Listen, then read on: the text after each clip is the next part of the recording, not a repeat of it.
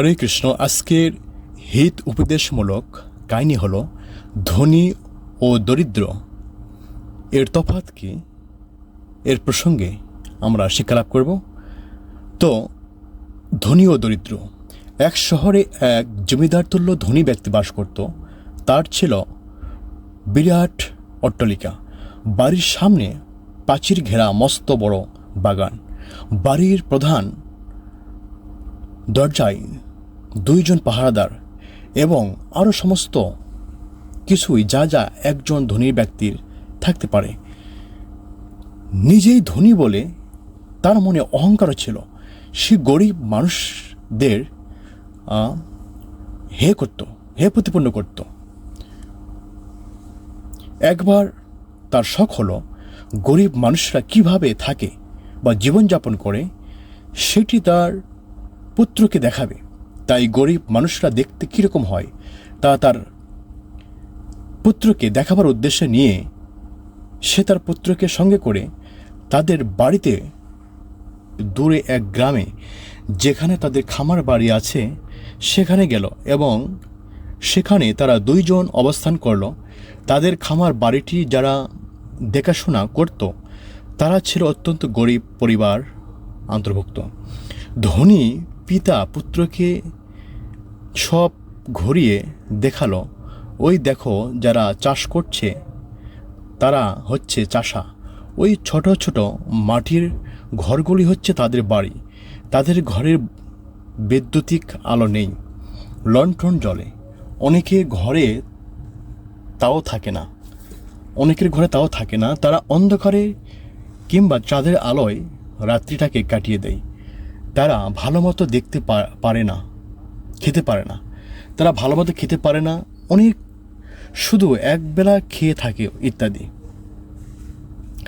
এইভাবে 2 দিন খামার বাড়িতে কাটিয়ে ছেলেকে নিয়ে গাড়িতে করে ওই ধনী ব্যক্তিটি যখন বাড়িতে ফিরে আসছিল, সে তার পুত্রকে জিজ্ঞাসা করল, এই 2 দিনে তোমার কেমন লাগলো ঘুরে যা দেখলে? ও দারুণ লেগেছে, সত্যি একটা খুব ভালো ঘোরা হলো। পুত্র জবাব দিল, তুমি দেখলে তো গরিব মানুষরা কীরকম হয়? বাবা ছেলেকে জিজ্ঞাসা করল। ও হ্যাঁ, আমি তাও দেখেছি, পুত্র বলল। তাহলে তুমি এই ঘুরলে এ থেকে তুমি কি শিখতে পারলে? পিতা জিজ্ঞাসা করলো। পুত্র উত্তর দিল, আমি দেখলাম যে আমাদের একটি মাত্র কুকুর আছে, আর তুমি যাদের গরিব বলছো তাদের আছে 4টি কুকুর। আমাদের বাগানের মাঝখানে একটি মাত্র ডোবা বা পুকুর, কিন্তু তাদের আছে একটি লম্বা খাড়ি যার আমি কোনো শেষ দেখতে পাইনি। আমাদের বাগানে বিদেশ থেকে রপ্তানি করে আনা আলো জলে আর তাদের মুক্ত প্রাঙ্গণে কি সুন্দর রাত্রির নক্ষত্রের আলো। আমাদের প্রাঙ্গণ বা উঠান কেবল আমাদের প্রবেশদ্বার পর্যন্ত সীমাবদ্ধ, কিন্তু তাদের আছে সমগ্র দিগন্ত। আমাদের থাকার জন্য আছে একটি ছোট ভূমিখণ্ড, আর তাদের আছে মাটির পর মাঠ যার শেষ দেখা যায় না।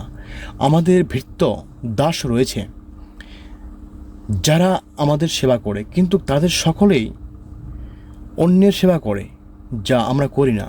আমরা খাবার কিনে খাই, কিন্তু তারা খাবার উৎপাদন করে। আমাদের সম্পত্তির সুরক্ষার জন্য আমাদের বাড়ির চারিদিকে ঘেরা প্রাচীর রয়েছে, কিন্তু তাদের গৃহে কোনো প্রাচীর নেই। তাদের সুরক্ষার জন্য রয়েছে তাদের প্রতিবেশী বন্ধুরা। তার পুত্রের মুখে এসব কথা শুনে সে ধনী ব্যক্তিটি আর কোনো কথা বলতে পারলেন না। নির্বাক হতবিম্বিত হয়ে চুপ থাকলেন। এরপর সে ধনী ব্যক্তির পুত্র তার বাবাকে ধন্যবাদ জানিয়ে বলল, বাবা, আমরা যে কতটা দরিদ্র সেটি আমাকে প্রদর্শন করানোর জন্য আপনাকে ধন্যবাদ জানাচ্ছি। এই গল্পটি থেকে এই শিক্ষা আমরা পাই যে অনেক সময় আমাদের যা আছে সে সম্বন্ধে আমরা ভুলে যাই এবং আমাদের যা নেই সেই দিকে মনোযোগ প্রদান করি। একজনের কাছে যা মূল্যহীন বস্তু, অন্যজনের কাছে সেটি হয়ে ওঠে মূল্যবান। এই বিষয়টি নির্ভর করে আমাদের প্রকৃত শিক্ষা, মানসিকতা ও দৃষ্টিভঙ্গির উপর।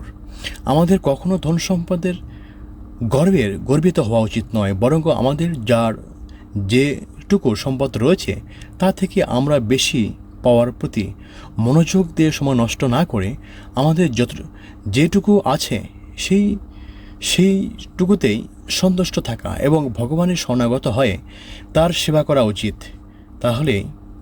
তাহলে তিনি আমাদের সকল অভাব পূর্ণ করবেন। ধন্যবাদ। হরে কৃষ্ণ। এতক্ষণ এই হিতোপদেশ কাহিনীটি শ্রবণ করার জন্য সকলকে ধন্যবাদ। এই